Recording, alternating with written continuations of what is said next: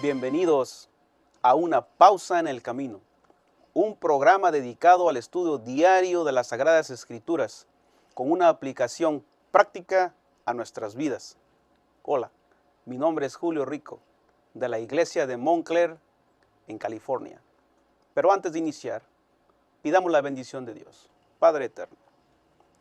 Que al meditar en tu palabra, tu Espíritu Santo nos guíe y que Él sea el maestro, el instructor, y podamos aprender, Señor, de tu gracia salvadora.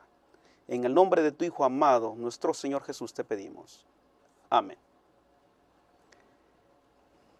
Esta semana estamos estudiando el tema la fe en el Antiguo Testamento. El tema para este día es el Evangelio en el Antiguo Testamento. Leemos Gálatas 3:8. Y la Escritura, preveyendo que Dios había de justificar por la fe a los gentiles, dio de antemano la buena nueva a Abraham, diciendo: en ti serán benditas todas las naciones. Pablo describe que a Abraham se le predicó el Evangelio, pero no solo se le predicó, sino que fue Dios mismo quien le predicó.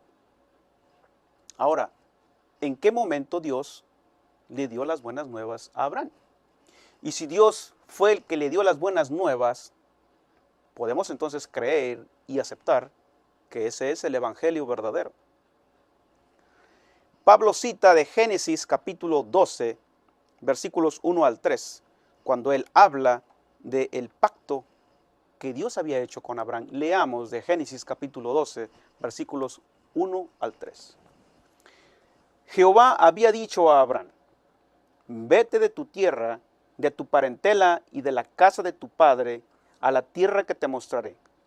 Haré de ti una nación grande, te bendeciré, engrandeceré tu nombre y serás bendición. Bendeciré a los que te bendigan y a los que te maldigan, maldeciré. Y serán benditas en ti todas las naciones de la tierra. ¿Qué nos dice esto acerca de la naturaleza del pacto que Dios estaba haciendo con Abraham?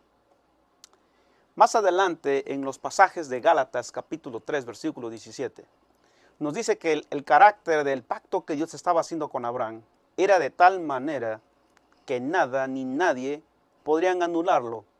Dice la Escritura que ni siquiera la ley, que llegó 430 años después, por medio de ángeles y la mano de Moisés, ni siquiera aún así podía ser anulada la promesa.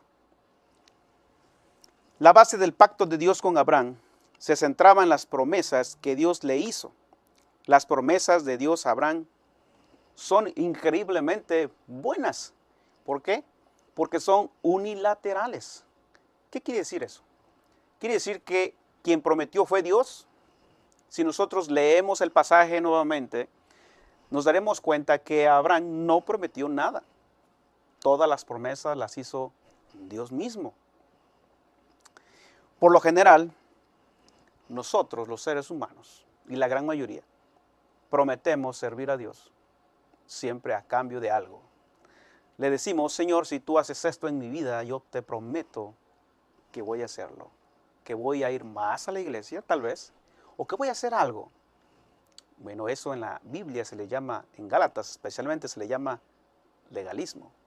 Y eso es precisamente lo opuesto a la gracia. Abraham tuvo que aprender a confiar completamente en Dios y no en sí mismo. Si recordamos la historia de Génesis capítulo 22, Abraham escuchó la voz de Dios y él le pidió a su único hijo. Para ese tiempo la fe de Abraham ya estaba muy desarrollada, yo diría bastante ya desarrollada. Su fe en Dios, en su protector, en su proveedor, era grande. Y él, confiando en Dios, quien había dado un hijo a él en su vejez, lo hizo. fue la prueba más grande para Abraham. Nuestro Señor Jesucristo dice en el Nuevo Testamento que Abraham vio su día y se gozó. ¿Sí? Cuando Abraham ofrecía a su hijo Isaac, él por fe estaba viendo hacia adelante, hacia el futuro, el sacrificio expiatorio de nuestro Señor Jesucristo. Algunos concluyen erróneamente que la Biblia enseña dos formas de salvación. Que en el Antiguo Testamento Dios dio un método de salvación a través de la obediencia a los 10 mandamientos, pero que no funcionó muy bien y entonces Él tuvo que dar una nueva forma de salvación, esta vez a través de la fe. Pero creo, y en base a lo que hemos leído, personalmente que eso está muy lejos de la verdad, porque hemos aprendido que en el Antiguo Testamento la salvación también era por fe. ¿Qué otros ejemplos podemos encontrar en el Antiguo Testamento sobre la salvación solo por fe? Y se nos dan algunos pasajes para meditar en ellos, como Levítico 17:11, Salmos 32 del 1 al 5, Segunda de Samuel 12:1 al 13 y Zacarías 3:1 al 4. Voy a mencionarlos brevemente. En Levítico 17:11 se nos dice, y es donde se dan las reglas de la ley ceremonial, de cómo debería ser el sacrificio, que la sangre de la ofrenda debería ser para expiación de los pecados. Y allí, por la fe en la sangre derramada, el transgresor encontraba perdón para sus pecados. No era por obras. Leemos de 2 de Samuel 12:1 al 13. Si ustedes recordarán, esa es la historia cuando el rey David peca con Betsabé, la esposa de Urías, el soldado fiel. En el Salmo 32, versículos 1 al 5, David escribe este salmo, uno de los salmos más bellos y más hermosos que hablan sobre la justificación por la fe. Bienaventurado aquel cuya transgresión ha sido perdonada y cubierto su pecado. Bienaventurado el hombre a quien Jehová no culpa de iniquidad y en cuyo espíritu no hay engaño. Mientras callé se envejecieron mis huesos en mi gemir todo el día. Porque de día y de noche se agravó sobre mí tu mano. Se volvió mi verdor en sequedades de verano. Mi pecado te declaré y no encubrí mi iniquidad. Dije, confesaré mis rebeliones a Jehová y tú perdonaste la maldad de mi pecado. ¿Qué dice David? Que Dios perdonó la maldad de su pecado. ¿Sobre qué base? ¿Sobre sus buenas acciones? Claro que no. Sobre su fe, su confianza. David conocía a Dios y sabía que Él era misericordioso y piadoso y confió en Él. Y el último de Zacarías 3, del 1 al 4, es el caso del sumo sacerdote Zacarías que estaba delante del Señor con vestiduras sucias. Satanás estaba a su lado para denunciarlo, para señalarlo, pero el Señor, dice la Escritura, cambió sus vestiduras por vestiduras limpias y perdonó su pecado. Y nuevamente vemos en estos pasajes que todo fue solo por fe.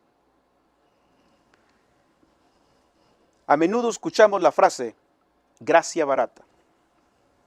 Yo creo que ese es un calificativo para la gracia de Dios muy baja. La gracia no es barata, porque costó la vida de nuestro Señor Jesucristo. Es gratis, sí, pero nosotros la arruinamos. La arruinamos cuando creemos y confiamos en nuestra obediencia, cuando ponemos nuestra confianza en nuestra justicia. ¿Qué podemos hacer? Rendirnos al Señor Jesús, pedirle y suplicarle que quite de nosotros el legalismo. Hemos llegado a la conclusión del tema de este día. Nuestro tema de mañana es redimidos de la maldición. Y quiero orar por ti. Señor eterno, bendice a nuestros amigos oyentes que nos sintonizan. Dale nuevamente a él la paz del cielo. Bendícelo con tu salvación, Señor, y tu paz. En el nombre de tu Hijo Jesús te pedimos. Amén.